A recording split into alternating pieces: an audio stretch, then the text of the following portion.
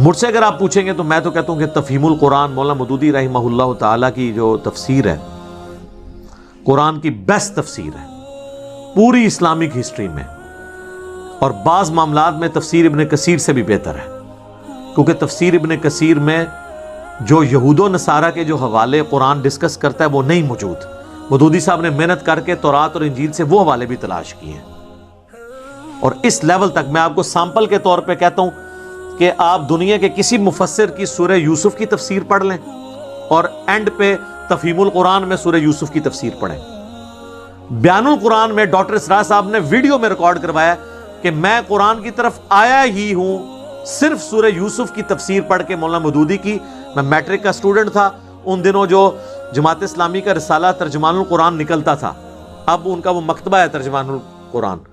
اس میں مودودی صاحب کی تفسیر تفہیم القرآن ابھی مکمل بنی نہیں تھی، وہ ساتھ ساتھ لکھ رہے تھے تو وہ مہینے میں پرنٹ ہو کے آتی تھی، اور میں اور میرا بھائی جو ہیں وہ بیٹھ کے نا اس کا آپس میں دورہ کرتے تھے، بلکہ وہ تو کہہ رہے تھے اس وقت ہم نے مورچے کھودے ہوئے تھے اپنے لوگوں کی حفاظت کے لیے، کیونکہ پارٹیشن کا وقت تھا، تو مورچوں میں بیٹھ کے ہم وہ رسالہ پڑھتے تھے، اور اس کی وجہ سے میرا قرآن کی طرف شغف ہوا۔ ڈاکٹر اسرار صاحب کرامت ہے مودودی صاحب کی، اس رسالے میں صرف سورہ یوسف کی تفسیر کی۔ سر سورہ یوسف کی تفسیر پڑھیں، سورہ یوسف میں حضرت یوسف علیہ السلام کی بایوگرافی جو آئی ہے یہ یونیک صورت ہے، یہی بایوگرافی آپ کو تورات میں بھی ملے گی، لیکن کئی جگہ واقعات مختلف ہوں گے۔ مولانا مودودی ان دونوں کو کمپیئر کرتے ہیں اور ثابت کرتے ہیں کہ یہ قرآن کا واقعہ درست ہے، تورات والا واقعہ اس لاجک کے اوپر غلط ماننا پڑے گا، وہ آپس میں کنٹراڈکٹ کرتا ہے، یہ وہ کمپیریزن کرواتے ہیں، جہاں سٹیٹمنٹ ملتی ہے اس کے اوپر ڈسکشن کرتے ہیں۔ پھر قرآن جب بات کرتا ہے نا تورات اور انجیل کے حوالوں کی کہ تورات لے کے آؤ، اس میں دیکھو یہ ہے، تمہاری کتاب میں یہ لکھا ہے، تو ابن کثیر تو ہمیں نہیں بتاتے کہ وہ کہاں لکھا ہوا ہے، لیکن مودودی صاحب وہ سارے حوالے لے کے آتے ہیں، اور یہ بھی اپنا کیڑا نکال دیں کہ مودودی صاحب نے اپنی رائے سے تفسیر کی ہے، نہیں، وہ درجنوں احادیث کے حوالے دیتے ہیں، ابو داؤد، ترمذی، نسائی، ابن ماجہ، اور مشکات شریف چونکہ وہ بہت پروموٹ کرتے تھے اپنے زمانے میں بھی،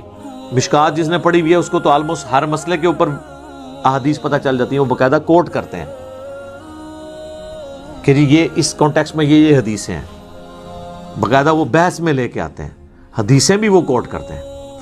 ائمہ کے اقوال بھی کوٹ کرتے ہیں اختلاف میں۔ وہ بعض علماء نے کہا جی وہ اینڈ پہ جا کے کہتے ہیں میں یہ کہتا ہوں، تو مودودی صاحب نے تفسیر اپنی رائے سے کی، نہیں نہیں نہیں نہیں سر ایسا نہیں ہے، وہ قرآن سے تفسیر کرتے ہیں قرآن کی، اس کے بعد احادیث سے کرتے ہیں، وہاں بھی رضال نہ ہو پھر ائمہ کے اقوال لے کے آتے ہیں، اور اقوال میں بھی جو اختلاف ہوتا ہے تو اینڈ پہ جا کے وہ کہتے ہیں کہ میں یہ کہتا ہوں کہ فلاں امام نے جو بات سمجھی ہے وہ قرآن و سنت کے سب سے زیادہ قریب ہے، تو وہ اپنی بات کر رہے ہوتے ہیں۔ مجھے پورے تفہیم القرآن میں بتائیں کہ کسی ایک جگہ انہوں نے کہا ہو کہ یہ قرآن میں اور احادیث میں اور ائمہ کے سارے اقوال غلط ہیں، مجھے آج سمجھ آیا اس کی تفسیر ہی ہے، کوئی ایک والا بتائیں، تو نہیں ہے، تو یہ تو آپ سارے کر رہے ہوتے ہیں۔